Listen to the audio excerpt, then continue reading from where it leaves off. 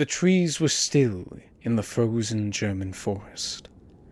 The day was silent as the still falling snow, as it planted itself along the branches and leaves of the dormant trees. The wind howled and echoed throughout the woods as the hounds joined in its chorus, and he was hunted by their ever-continual cry. He had run for days since Strasbourg. He had been running for his life.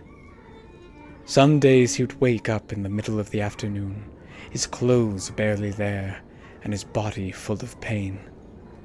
After so many weeks of travel, he had felt he had lost all sense of reality, feeling like he would be wandering through what felt like a dream, hunting others endlessly, running from shots in the distance with nowhere to go. He was no friend of any in the villages or towns he had passed by. He had no friends. He would often reflect on his days in the city. Oh, that beautiful city with its glistening towered tops. Oh, his soft, luxurious bed covered in warm silk sheets. All the while, a warm, soft, feminine hand caresses his cheek. No. All that embraced him now was the cold, frosty hands of winter. The howls in the distance picked up with the wind. He could tell they were getting closer. Soon they would catch up to him. Quickening his pace, his bare feet were greeted by the snow like bites of frost. Regardless, he gritted his teeth and pushed himself onward. Now they could reach him. But he didn't know what was more frightening, them reaching him, and the dogs and the guns piercing and ripping his flesh, or the cries of their screams when he would be ripping through theirs.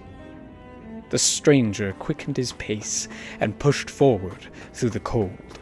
The forest was bleak, and he felt nothing but shivers and the aching of his bones. But the more troubling thing of all was the thumping of his heart.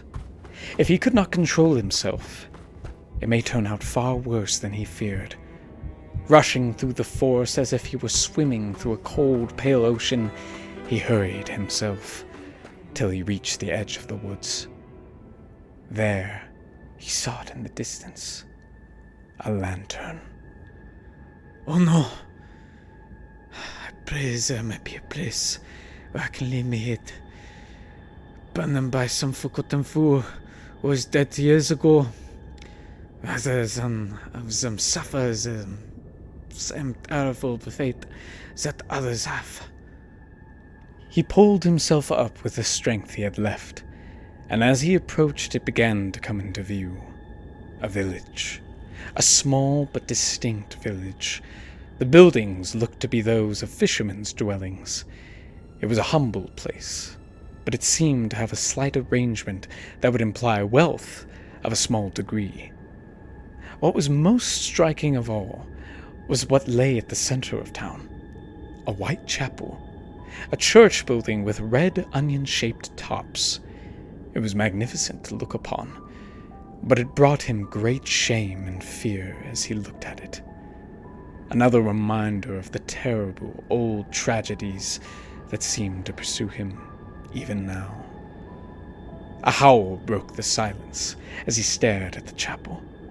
He knew he could not rely on being here if there was a church in a town like this. Looking around, he attempted to spot any sight of sanctuary. He searched all around until there he could see it. A lone black spot up the mountains. His eyes had always been quite reliable to catch even the smallest of minute details. Rushing forward, he leaped over a fence and continued to run. Running past every building on the sides of the village so as to not be spotted. The barkings and wailings of the hounds in the distance grew even fainter, and he began to feel a sense of relief as he treaded up the mountain. Please, no one be in the cabin. Please let it be abandoned. hoping for the best outcome. And as he rushed through the cold, brittle snow, pushing his heart ever closer and closer to the edge of bursting, he fell to his knees and caught his breath. Looking up, he saw the black squared haven, a single cabin on the side of the mountain. Looking back, he saw that he had traveled at least 2 miles up the mountainside. Things like this had occurred before, but it always seemed to amaze him. Pushing the thought aside, he turned to the door, and as he approached to open it, his heart dropped. A single lantern was lit inside. It was dim, not too bright, and he began to notice smoke coughing out of the chimney. Whoever was inside had just arrived. Perhaps they had returned from hunting or a long journey. He did not know. Looking back to the town below near the frozen lake, he saw small glints of light, like a crown shining in the night. He weighed his options before him. If he were to hide in the forest, no doubt, he would sooner break into that feverish state that he feared. Oh, it could be worse. It could be terrible if he let himself go. Who knows who might be in the path of his destruction? Yet, as he turned back to the window, looking through the foggy glass, he did not know what fate this poor soul would face, not just from the hunters down below, but from him. Oh, this cruel and vengeful bloodlust, none could be saved from its reach. It was then that he noticed his rags. They barely covered his body, as they hung loosely from his shoulders and waist. Even his appearance kept him from appearing decent enough to appear as some vagabond or weary traveler in need of help. If he took one step amongst a crowd, they would see him as nothing more than a fiend, especially the dry red splatters around his face and chest, almost like peeling paint slowly aging off of his skin. It had been there for some time, and the most noticeable spots were still wrapped around the corners of his beard and lips. He shuddered to think what could come of this unfortunate end. But he was tired, cold and alone, and this was away from the village. Perhaps it could calm his nerves before another fit would come about. Throwing aside his fears, he knocked on the door furiously. Hello, hello! Please let me in. Hello? I am in need of shelter. Please help. The light went out in the cabin.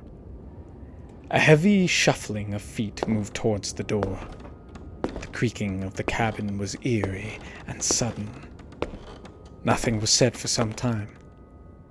The man stood outside the door, breathing heavily, his heart beginning to pump harder and faster. Suddenly, a deep, low, and harsh voice spoke. Leave this place. There is no comfort in this home. Startled at first at the voice, he noticed that it was English, and so he attempted to speak thus. Monsieur, please, I beg of you, let me in. I pray thee. You would not wish to enter here, for this is a place of doom. Leave in peace, and do not return. The man was disheartened. His voice was resolute. Feeling the pain within him, he began to feel his blood boil. Frustration lingered in his mind as he began to rant within himself. The outrage to leave a poor begged spirit, even a wretch as he was, out there. How dare he? How dare he?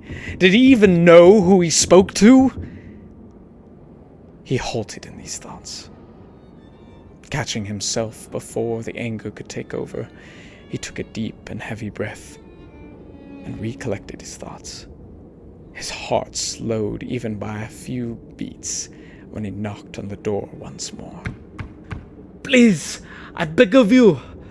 Great misfortunes may come about if I do not enter somewhere safe.